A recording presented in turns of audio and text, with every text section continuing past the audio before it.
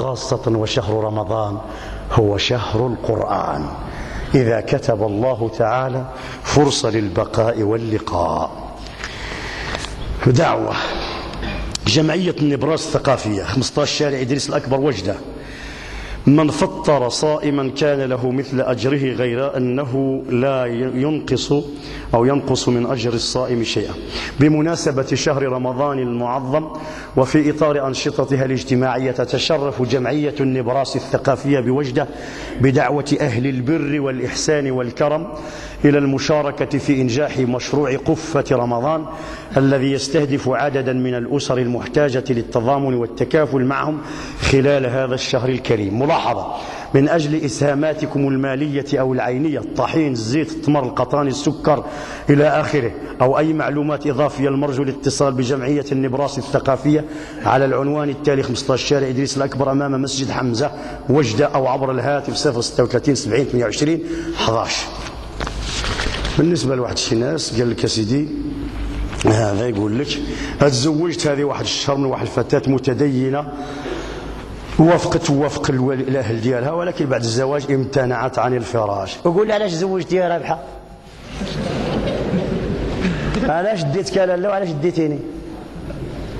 هاي لكي أحصنك وتحصنينني.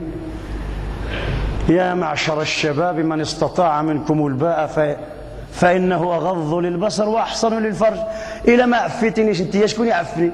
كان النبي صلى الله عليه وسلم يقول لك: إذا خرج الرجل فنظر إلى امرأة فاستحسنها وأعجبته وتحركت نفسه يعود إلى زوجته فيصيب منها ما يصيب الرجل زوجته فيذهب الله ما به، فإن الذي معها هو الذي معها. ومن المرأة ديالك تمتنع من الفراش إذا لا الدين.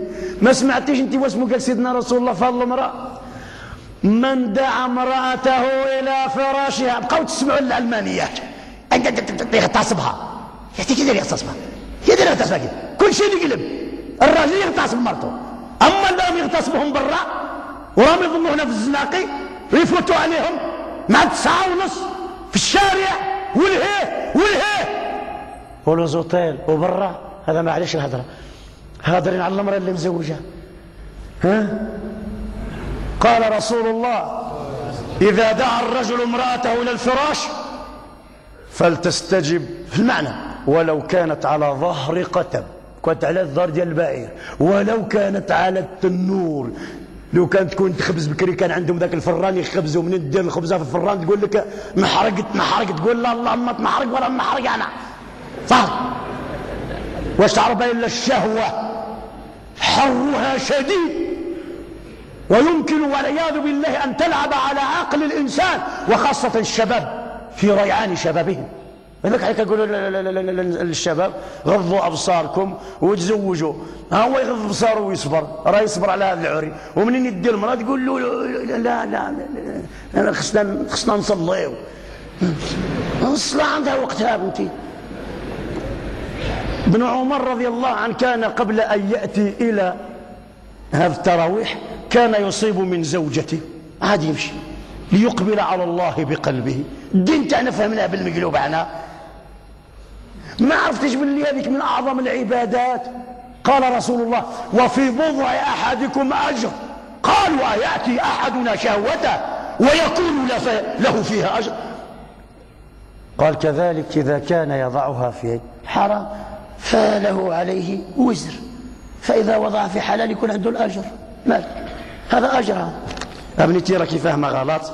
إذا راكي تصلي هنا راكي فاهمة غلط، ولا ما راكيش تصلي هنايا راهم يصليوا الخرات اللي غادي يقولوا لك. قال لك: ماذا أفعل؟ اصبر. واش غادي يقول ثاني روح طلقها وجيب أخرى؟ اصبر اوليدي ودير ادعي الله في الصلوات، وهذا رمضان ان للصائم دعوه لا ترد. كثر انت في الليل وفي الثلث الاخير: يا ربي هالمراه فهمها الدين، يا ربي فهمها الدين. هذا الشيء اللي كان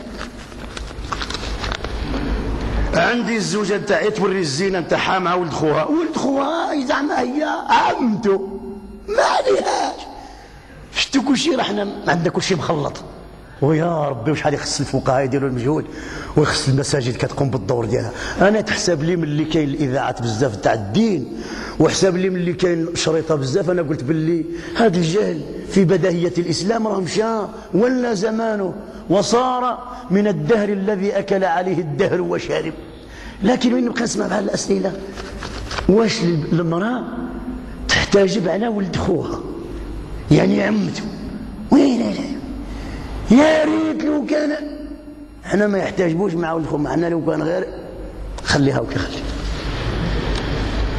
يا رب تعفو علينا يا رب، يا رب علمنا ما ينفعنا. يا رب كما جمعتنا هنا في هذا المسجد تاع الأمة احشرنا في زمرة هذه الأمة.